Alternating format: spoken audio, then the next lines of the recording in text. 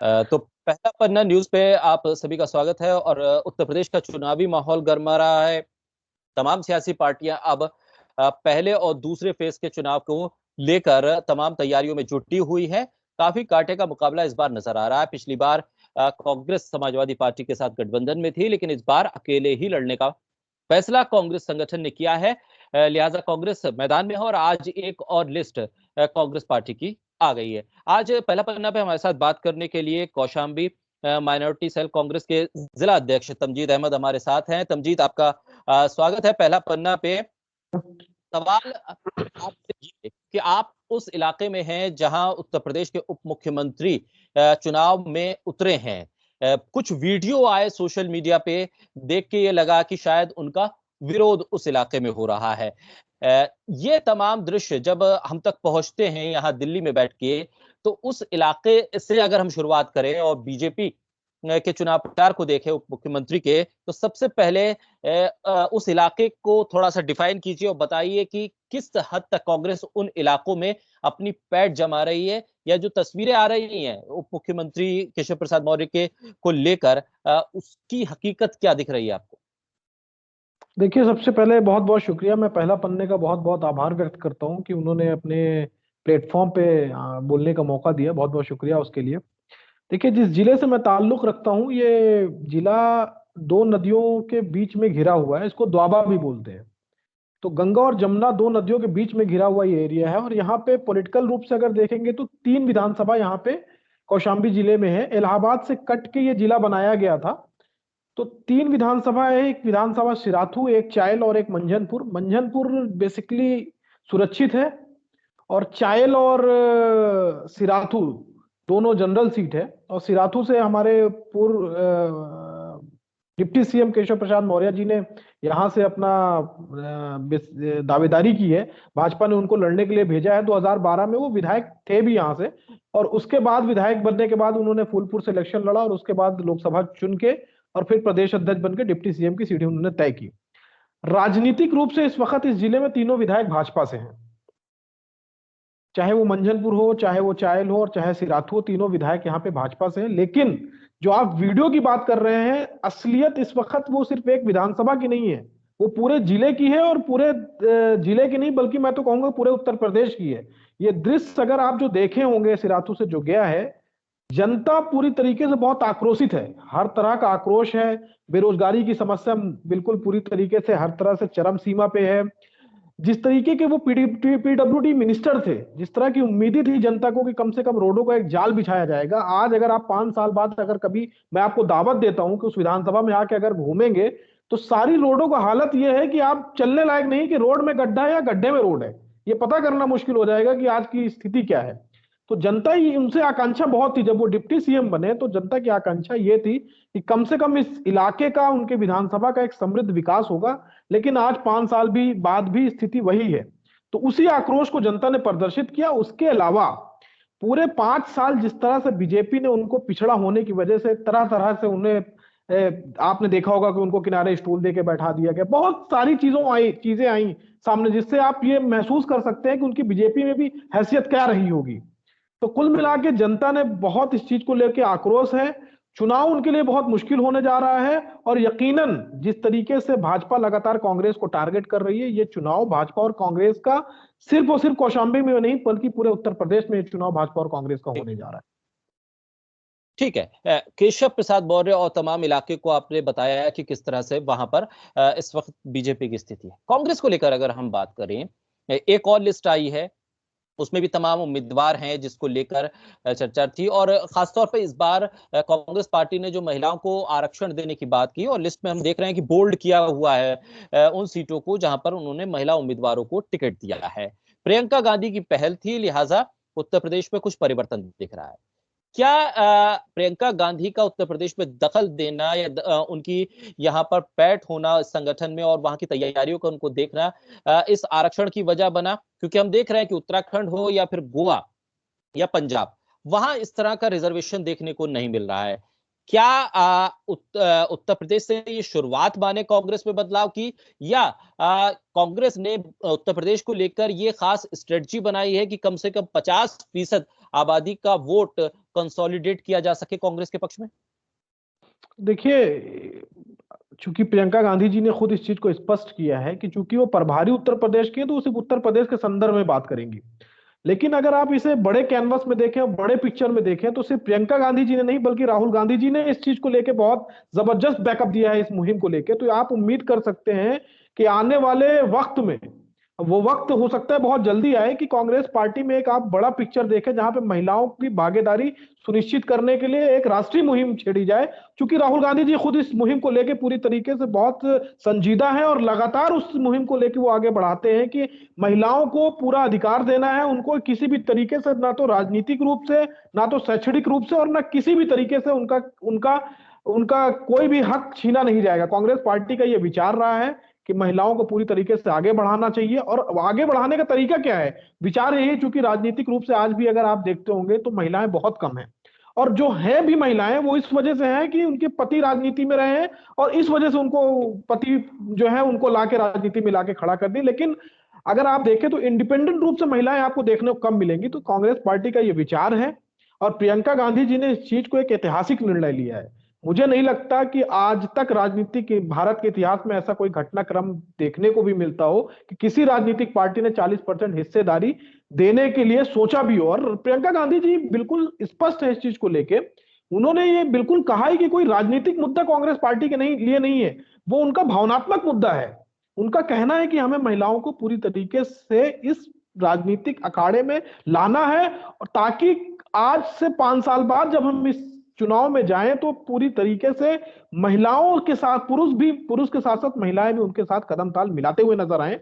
और दूसरी चीज, एक बात और मैं कहना चाहूंगा कि इसका परिणाम आप लोग देख रहे होंगे कि अन्य पार्टियां भी आज महिलाओं को टिकट देने के लिए पूरी तरीके से वो हो चुकी है। भाजपा को लिस्ट में देख लीजिए, आपको महिलाएं नजर आएंगी। समाजवादी पार्टी की लिस्ट देख लीजिए, उसमें महिलाएं नजर आएंगी। तो ये श्रेय प्रियंका गांधी से कोई ले नहीं सकता है। ये राजनीति हम लोग नहीं कर रहे हैं, लेकिन ये श्रेय भी प्रियंका गांधी से कोई नहीं ले सकता है कि उनकी मुहिम का असर है कि आज सारी राजनीतिक पार्टियां महिलाओं की बात करने के लिए पूरी तरीके से उनको आना पड़ा खुल के कि महिलाएं भी राजनीति की हिस्सेदारी लेने के लिए तैयार हैं।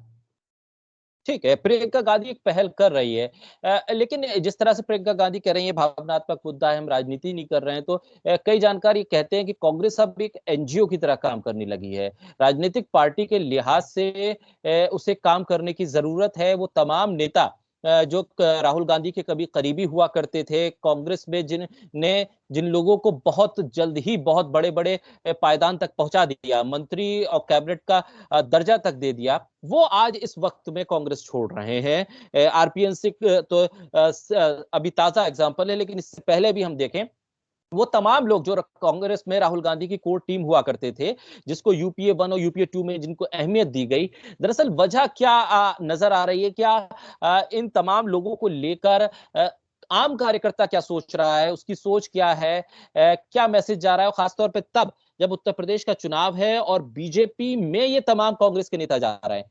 बीजेपी के लिए कांग्रेस सबसे बड़ा खतरा है उत्तर प्रदेश में इस वक्त, या समाजवादी पार्टी? देखिए, जो निशाने पे भाजपा के वही सबसे बड़ा खतरा है। और आज आप देख रहे होंगे कि भाजपा के निशाने पे सिर्फ और सिर्फ कांग्रेस है। रही बात लोगों के छोड़ के जाने की, ये देखिए एक राजनीति का ये दुर्भाग्य है कि कुछ लोग ऐसे होते हैं जो पावर से दूर नहीं रह सकते। आप किसी का भी देख लीजिए, आरपीएन सिंह का देख लीजिए, जितिन प्रसाद का देख लीजिए, कांग्रेस पार्टी ने उन्हें वक्त से पहले और उम्र से पहले सब कुछ उनको दे दिया।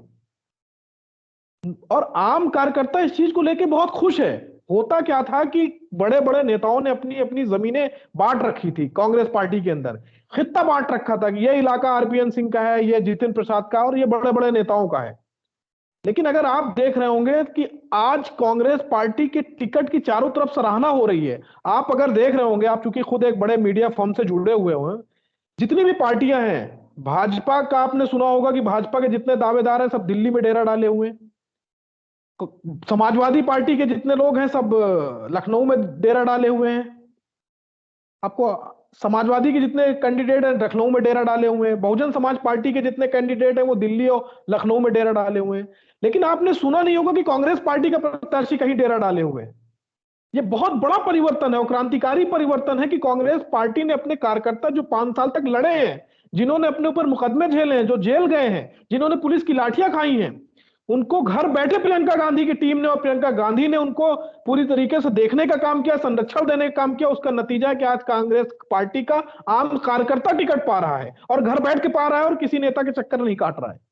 तो ये आप क्रांतिकारी परिवर्तन देख रहे होंगे, वरना ये एक प्रथा थी कि जिनको टिकट लेना है पहले जाके दिल्ली में डेरा डालेगा, नहीं लखनऊ में डेरा डालेगा, तब जाके वहां से टिकट फाइनल होके एक बड़ा नेता होता था जो बताता था कि मेरी वजह से तुम्हारा टिकट फाइनल हुआ है। लेकिन आज आम कार्यकर्ता कि ये जीत है कि आज 5 साल का जो संघर्ष किया, मैं आपको बताना चाहूंगा, हम अपने जिले के अगर हाल बताएं तो हमारे जिले में जिला अध्यक्ष अरुण विद्यार्थी जी को मंझनपुर से टिकट दिया गया है। पिछले 5 साल से उन्होंने सिर्फ संघर्ष किया और मुझे खुशी हुई ये बताते हुए कि उन्होंने कहीं पैरवी भी नहीं की, ना तो लखनऊ के चक्कर काटे ना तो दिल्ली के चक्कर काटे। प्रियंका गांधी जी ने खुद उनको चुनकर टिकट दे दिया है। तो आम कार्यकर्ता जब टिकट पा रहा है तो ये बड़े राजा महाराजाओं को पचता नहीं है, ये बात आप समझ लीजिए। राजनीति का ये दुर्भाग्य रहा है कि कुछ लोगों ने राजनीति को अपनी जागीर बना ली थी, लेकिन प्रियंका गांधी और राहुल गांधी ने उस दरवाजे को तोड़ दिया है, जिसकी वजह से आज आम कार्यकर्ता भी बिना किसी पैरवी के टिकट पा रहा है। इस चीज को राजा महाराजा पसंद नहीं कर पा रहे हैं, कैसे एक आम कार्यकर्ता सीधे बिना उनके पैरवी के टिकट पा रहा है। तो उनको पार्टी छोड़ के जिनको जाना है वो जाएंगे और जिन्हें जल्दी थी वो चले गए। एक हम लोग ट्रक में पढ़ा करते थे, पीछे लिखा रहता था कि जिन्हें जल्दी थी वो चले गए। तो जो जल्दी में है, जो सत्ता के भूखे हैं, जो संघर्ष नहीं करना चाहते हैं, बिल्कुल वो उनको पार्टी छोड़ के चला जाना चाहिए। ये कांग्रेस संघर्ष करने वालों की कांग्रेस बनेगी और जो लड़ सकता है सत्ता शासन से, जो बिना डरे लड़ सकता है, राहुल गांधी का नारा है डरो मत। तो जो नहीं डरेगा वो कांग्रेस के साथ रहेगा और जो डर जाएगा वो भाजपा में भाग जाएगा। सीधी सी बात है। अच्छा, अब जो माहौल है उत्तर प्रदेश का फिलहाल, समाजवादी पार्टी ने छोटे छोटे दलों के साथ एक गठबंधन, एक अलायंस बनाया। एमआईएम का एक अलग गठबंधन बन के तैयार है। इधर बीजेपी भी अपने तमाम जो उसके साथ अब बचे हुए दल है, क्योंकि कुछ और छिटक के समाजवादी पार्टी में जा चुके हैं। ऐसे में कांग्रेस की स्थिति आपको कहां नजर आ रही है इन तमाम गठबंधनों के बीच में? एन चुनाव के वक्त जब पहला फेज और दूसरा फेज एकदम तैयार है और वोटिंग के लिए तमाम पार्टियां अब तैयारी कर रही हैं, ऐसे में कांग्रेस के कहां नजर आ रही है इन दोनों फेज में और आने वाले चुनावों में भी? देखिए, कांग्रेस पूरे 5 साल तक जनता के बीच रही है और पूरे चुनाव में जनता के बीच रहेगी और हम अपने काम के बल पे वोट मांगने जा रहे हैं। आप समाजवादी पार्टी से पूछे पिछले 5 साल आप कहां थे? सीए एनआरसी का मुद्दा था, आप कहां थे? बेरोजगारी का मुद्दा था, आप कहां थे? बहुत सारे ऐसे मुद्दे थे। आजमगढ़ में महिलाओं पे लाठियां चलाई गई, अखिलेश यादव वहां के सांसद हैं, वो उस वक्त कहां थे? जिस समय कोरोना काल में जब मजदूर हमारे पैदल आ रहे थे, उस समय समाजवादी पार्टी कहां थी? तो बहुत सारे मुद्दे जनता की जेहन में है कि जब 5 साल कांग्रेस पार्टी ने लड़ाई लड़ी है तो वोट का अधिकार समाजवादी पार्टी या बहुजन समाज पार्टी कैसे हो सकती है, या विकल्प भी वो कैसे हो सकते हैं? उनके पास तो सिर्फ एक ही मसला है कि हमारी जात के लोग हैं, हमारे फला जात के लोग हैं, इस जात के लोग हैं, तो हम इस वजह से मजबूत हैं। कांग्रेस पार्टी जात पात की राजनीति नहीं करती, लोगों की राजनीति करती है। और यकीनन आपने देखा होगा कि कांग्रेस पार्टी ने एक जबरदस्त संगठन तैयार किया हुआ है और बहुत अप्रत्याशित नतीजे आने वाले हैं। कोई मीडिया चैनल, कोई भी राजनीतिक पंडित, कोई भी जो राजनीति के बारे में परिचर्चा करता है, इस चीजों को काउंट नहीं कर रहा है। मैं पूरे जिम्मेदारी के साथ ये बात कह रहा हूं कि आने वाले चुनाव के बाद जब नतीजे आएंगे तो आपके साथ मैं फिर 10 मार्च को बैठूंगा और मैं बता रहा हूं कि बिना कांग्रेस के कोई सरकार उत्तर प्रदेश के अंदर बनने नहीं जा रही है। और जब कांग्रेस के बिना सरकार नहीं बनेगी तो कांग्रेस ने जो लोगों से वादा किया है, चाहे वो लड़की हूं लड़ सकती हूं, चाहे वो 10 लाख नौकरियों का वादा हो, चाहे किसान का बिल कर्जा माफ करने का वादा हो या बिजली बिल माफ करने का वादा हो, कांग्रेस पार्टी तब तक समर्थन नहीं देगी जब तक इन मुद्दों को पूरी तरीके से जो भी सरकार बनेगी वो अपने अपने एजेंडे में शामिल नहीं करेगी, तब तक समर्थन नहीं देगी। चलिए तमजीद, बहुत शुक्रिया पहला पन्ना के साथ बात करने के लिए और बहुत शुभकामनाएं आपकी पार्टी के लिए भी कि उत्तर प्रदेश के चुनाव को लेकर आप जिस संजीदगी के साथ बात रख रहे हैं और कांग्रेस पार्टी जिस संजीदगी के साथ लड़ने की कोशिश कर रही है उसमें उसे कामयाबी मिले। फिलहाल पहला पन्ना के तमाम दर्शक इस बातचीत को जो देख रहे हैं वो अपने कमेंट्स जरूर दें और इस वीडियो को, इस बातचीत को जरूर शेयर करें, क्योंकि लोगों तक नेताओं की बात, पार्टियों की बात पहुंचाना एक मीडिया हाउस का, एक पोर्टल का एक तरह से काम है। उस काम को हम लगातार करते रहेंगे और लगातार अलग अलग मुद्दों पे अलग अलग राजनीतिक व्यक्तित्व के साथ हमारी बातचीत जारी रहेगी। बहुत शुक्रिया। मैं बहुत बहुत बधाई भी देना चाहूंगा। जस्ट आखिरी बात कह खत्म करना चाहूंगा, खासकर न्यूज पोर्टल में जो सोशल मीडिया में आप लोग काम कर रहे हैं, मैं इसके लिए बहुत बहुत बधाई देना चाहूंगा, क्योंकि एक मीडिया का एक वर्ग तैयार हो गया था जिन्होंने जनता की बात करना छोड़ दिया था। इसका नतीजा ये रहा, मैं तो बहुत एनालिसिस करता रहता हूँ, आज की डेट में जितना सोशल मीडिया पे जो चैनल चल रहे हैं, जितने पॉपुलर हो चुके हैं, तो जनता ने अपनी आवाज जब उनके बीच में ढूंढ ली तो जनता ने उसे देखना शुरू कर दिया। मैं आपको बहुत बहुत बधाई देना चाहता हूँ और पहला पन्ने के लिए बहुत बहुत शुभकामना देता हूँ कि आने वाले वक्त में हम लोग आपको टॉप चार्ट पे देखेंगे। ये हमारी आपके लिए बहुत बहुत शुभकामनाएं हैं। बहुत शुक्रिया। बहुत शुक्रिया तमजीद, बहुत शुक्रिया।